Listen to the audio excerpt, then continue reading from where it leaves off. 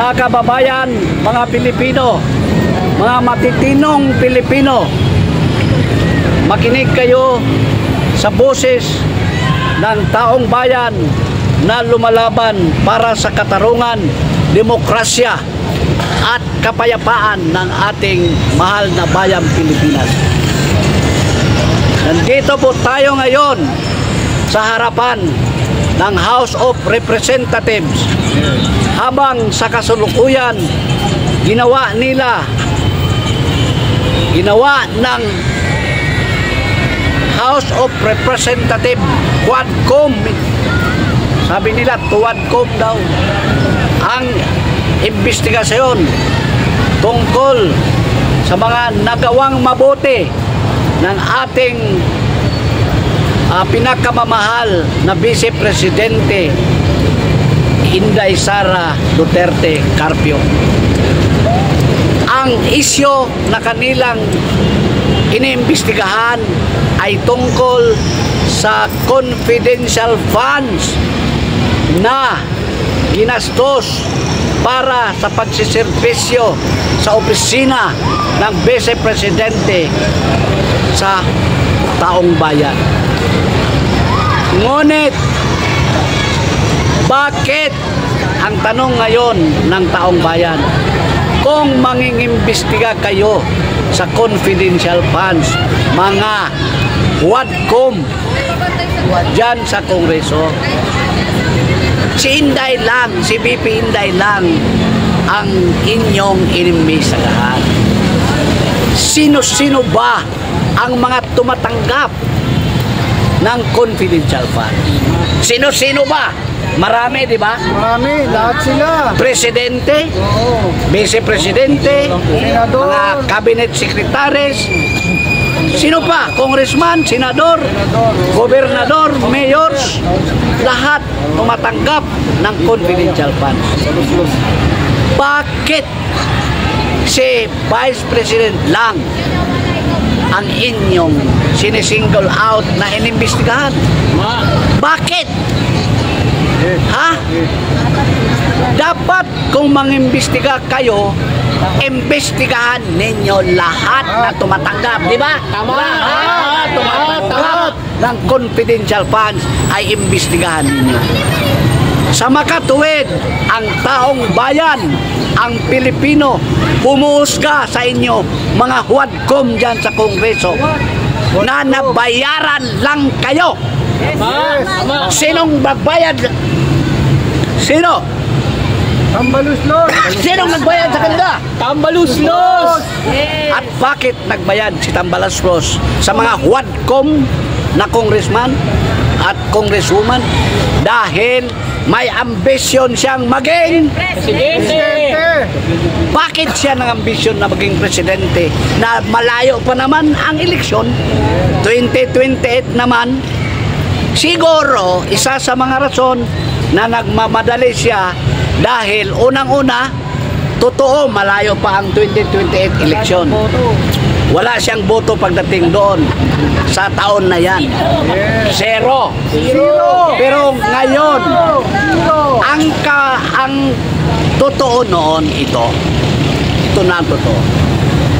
Ang binoto kasi ng taong Pilipino na nabudol tayo ay namimiligro na mawalan ng kanyang posisyon. Unang-una, yon ang kinatatakutan nila. Bakit? Hindi na matitino yung utak ng kanilang Pangulong si Bongbong Marcos. Bakit? Tingnan mo. Matino ba ang utak na isang presidente kung sinabi niyang pababain na 20 pesos ang bigas? Wala. Matitino ba? Hindi. Matitino ba kung sasabihin na ang kasalanan sa bagyo hangin? Tama. Matitino ba kung sinasabi na ang reason na nagbaha dahil tubig? Yeah. Dahil nag-harvest. Ano yon? Nag-harvest? Bagong tanim. Bagong tanim. Bagong At ani. bagong ani. Nagtatanim, nagtatanim, nag-harvest na. Ngayon, may bagong pangalan ang presidente. Hindi siya sinungaling. Hindi siya sinungaling. Kundi isa na siyang baliw. Baliw. Baliw. Yun na ngayon ang presidente natin sa Pilipinas. Walang alam. Kaya, hindi na siya ang nagpatakbo sa rinda ng panggobyerno. Kundi ang grupo na ni Tambaloslos, Lisa at mga kongresistang bayaran. Diba?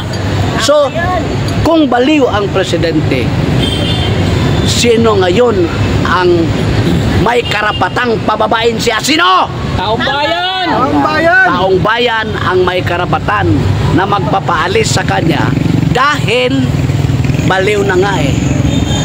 Wala na sa matitinong pag-iisip. Diba? So natataranta sila ngayon. Kaya gusto nilang alisin si BP Sara sa kahit anumang paraan. Diba? Kasi hindi nila makukuha. Sabi nila, i-impeach daw. Sabi nung kongresistang kriminal, magpapile daw siya ng impeachment sa presidente. Pero hanggang ngayon, wala pa silang mga ebidensya para mabuo ang kanilang articles of impeachment. Ang kanilang ginawa, sila nang imbestigar sa confidential funds ni Inday Sara, ni BP, na wala naman silang karapatan na mag-imbestiga. Hindi naman sila kuha. Sa ating saligang batas, ang Commission on Audit ay siya lang ang may authority to audit any government instrumentalities. Yes, tama. Hindi yung HUADCOM. Hindi kayo. Diba? Wala pang sinabmit ang kuha na pwede niyong imbestigahan. Wala pang resulta sa kuha. Bakit kayo nang imbestiga? Ano kayo? NBI, police, investigador, prosecutor. Bakit ni-inquest ninyo si Inday dyan? Si BP Inday? Kasi gusto ninyong mamadaliin ang mga ebidensya para isalang ninyo si BP Sara sa impeachment para siya palisin ninyo dahil gusto na ninyong ipalit si Tambaloslos Martin Romualdez dahil namimiligro na ang presidente sa Pilipinas dahil wala na sa matitinong pag-iisip. Yun talaga. Dahil kung mawawala si Marcos dyan pagka-presidente, delikado ang mga huwad. Unang-una, makukulong ka, Castro. Yes. Yes. Ha? Pangalawa, mawawala ang lahat ninyo na confidential funds kung ang papalit dyan ay si BP Inday Sara bilang presidente. Kasi kung sakali mawawala ang presidente dahil isa na siyang baliw, ang talagang maka-replace sa kanya successor ay si BP Inday Sara bilang presidente. Ngayon, kung si BP Inday Sara magiging presidente, siya po ay magaling sa trabaho, malinis. So, ang mga kawatan, dead ball kayong lahat. Mawawalan kayo ng pera na galing sa taong bayan. Hindi na kayo makanakaw kung si Inday Sara maging presidente. Yon ang katotohanan. Kaya nga, ang gusto lang ni BP Inday Sara, makabalik siya na mahusay, malinaw sa kanyang trabaho. Bakit ninyo siya ginugulo? Gusto niya makabalik lang sa trabaho.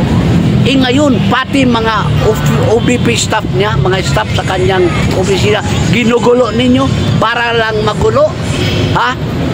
Pinasokan ninyo si Inday na mga patibong, ginagalit ninyo siya para makapagsalita siya na maganda at yun ay base ninyo para siya maalis. Wala kayong hiya. Si Inday Sara, si BP Sara ay binoto ng 32 million Pilipinos. Yan ang bumoto sa kanya dahil naniwala ang 32 million Pilipinos sa kanyang katapangan, sa kanyang kamalasakit na tao, sa kanyang kagaling magtrabaho. Siya po'y may tapang malasakit, may kakayahan sa utak na magpatakbo sa rinda ng government sa Pilipinas. Kumpara doon sa presidente ngayon na walang alam. Bakit nga ba tayo?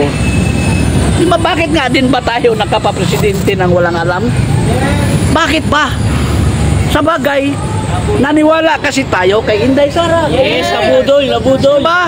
Kasi ang sabi ni Inday, malaki ang tiwala niya kay Bongbong Marcos. So, follow my lead. Kung sino yung susuportahan ko, kayong mga diehard Duterte supporter, pupunta kay Bongbong kayo, suportahan natin. Dahil yan ang kandidato ko. Ngayon, nagkamali pala tayo. Nagkamali siya. Inamin naman ni BP Inday Sara. Naghingi naman siya ng suri. Na suri sa lahat na nagkamali ako na ano sa inyo, natulungan natin kasi hindi pala maganda ang pagkatao ni Bongbong Marcos. Yes. So ngayon, Manggagamit.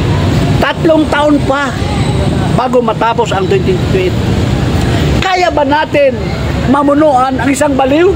Yeah. Ano na ang mangyari sa ating bayan? Ngayon, meron na nga nangyari. Ano yon? Di ba?